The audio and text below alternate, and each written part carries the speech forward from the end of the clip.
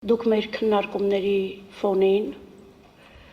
այ համակողմանի խնդիրներ առաջացան, որոնցից մի մաս ներկայացրեցին դիմողները, մյուս մասը երրորդ անձիկ, նաև դատարանը իր որոշ հարցադրումներով դրանց անդրադարձավ։ Այ մեր կողմից նշված այս բոլոր խնդիրները, որոնք քննարկման առարկա են դարձել, ինչով եք բացատրում, որ դուք դրանց կարևորություն չեք տվել, եւ այսօր այդ կարևորություն չտալը շահարկվում է բոլոր կողմերի մոտ։ Դա վերաբերվում է գործոններին, ազդող գործոններին, դա վերաբերվում է վարչական վարույթներին, դա վերաբերվում է վարչական վարույթների շրջանակում այլ ավելի լայնածավալ գործողություններ չկատարելուն, օրինակ նույն հատուկ հակակոռուպցիոն կոմիտեից որոշակի տվյալներ չվերցնելուն, չստուգելու նաև թե կուսակցություններում ինչպիսի դասավորվածություն կա, այս բոլոր հարցերը ընտրական օրենսգիրքը ձեզ է վերապահում։ Ինչով եք բացատրում, որ այս բոլոր բացերը այսօր դարձել են լուրջ քննարկման առարկա։ Տիկին հակակոռուպցիոն կոմիտեում քննվող քրեական գործերը մեզ համար կարող էին ընտրական փուլում դառնալ կոնկրետ գնահատման առարկա, եթե լիներ ուժի մեջ մտած դատավճիռ։ Չունենալով ուժի մեջ մտած դատավճիռ, ընթացքի մեջ գտնվող քրեական գործերով Կենտրոնական ընտրական հանձնաժողովը ես չեմ կարծում, որ ունի նման լիազորություն այսօրվա կարգավորումներով ընթացքի մեջ գտնվող քրեական գործերով տալ ընտրությունների մասնակիցների կամ ազդեցության վերաբերյալ գնահատական։ Դա իմ համոզմունքն է, դա նաև Կենտրոնական ընտրական հանձնաժողովի բոլոր անդամների համոզմունքն է, որովհետև մենք ունեցել ենք նման դիմում եւ մեր որոշումը եղել է, որ Կենտրոնական ընտրական հանձնաժողովը զուտ քրեական գործերի քննության փաստով չի կարող իրավական հետևանք առաջացնող որոշումներ կայացնել։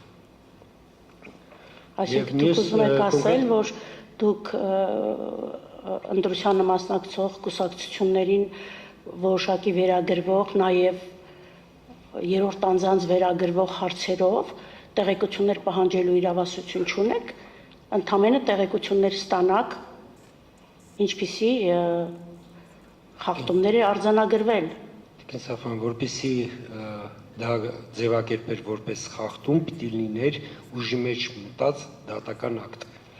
կամ այլ իրավական ակտ, որը որ ուժի մեջ մտած կլիներ, այսինքն զուտ այն փաստը, որ իրավապահները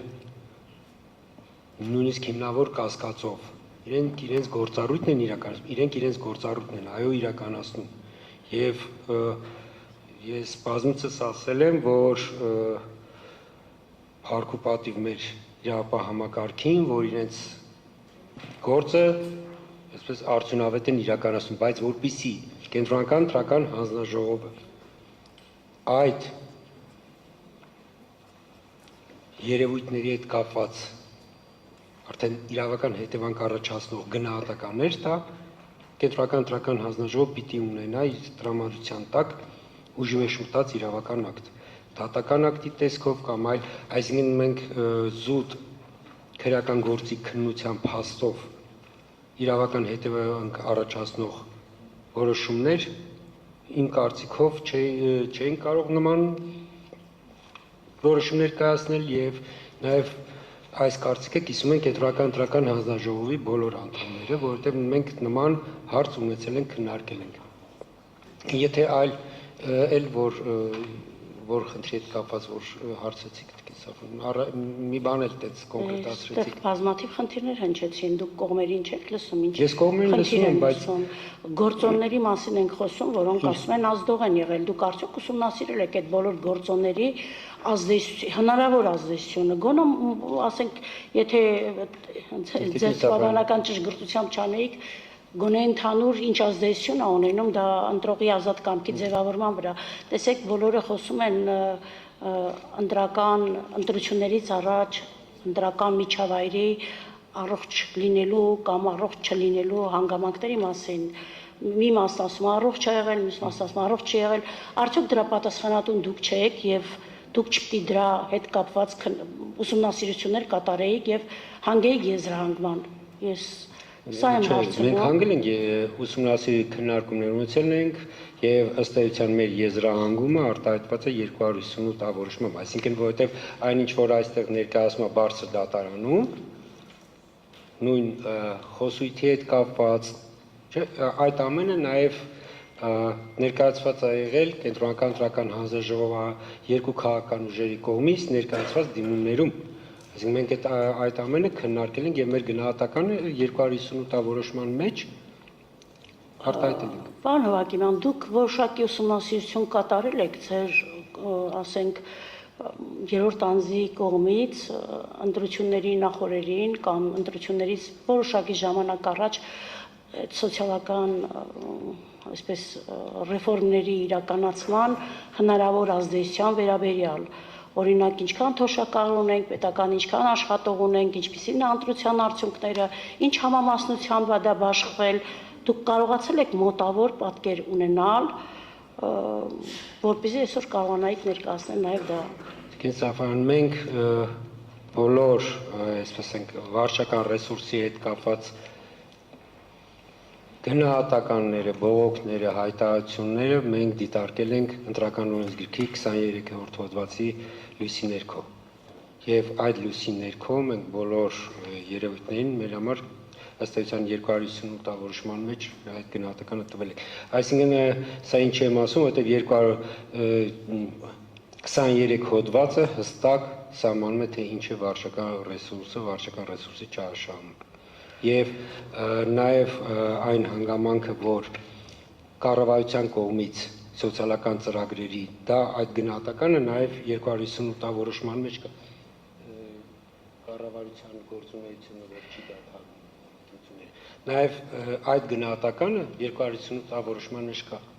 որ կառավարության գործունեությունը դուք շատ եք հղում կատարում 258-ի այդ որոշմանը, ես հասկանում եմ դուք մտածում եք, որ ձեր բոլոր քննարկումները դրանից ավելին չի եղել։ Դուք այդպես եք գտնում, որ այդ ինչքան որ քննարկվել է 258, ինչքան դեպք որ քննարկել եք, ինչքան դեպքով որոշակի արձագանք եք ունեցել, դա բավարար է, որպեսզի պատկերն ամբողջացվեր, ամբողջ ընտրության պատկերն ամբողջացվեր։ Կենսաբան, ըստ էության դա ամբողջ ընտրությունների ամբողջացնող որոշումն էր։ Տեսեք, դիմողը այդտեղ պիտի ամբողջանար այն ամենը, ինչ այդ տեղի էր ունեցել։ Դիմողը ներկայացրեց դրվագ եւ համայնքի ղեկավարը ընտրության օրը եւ նաեւ ձեր այդ որոշման մեջ կա այդ դրվագը։ Ընտրության օրը 50 մետր հեռավորությամբ կանգնած որոշակի ուղղորդումներ է արել։ Եվ դուրս է եկել հանձնաժողովի նախագահը, արգելել է, թողել գնացել է այդտեղից։ Եվ սրանից եզրահանգման է գալիս դիմողը, որ այ մենք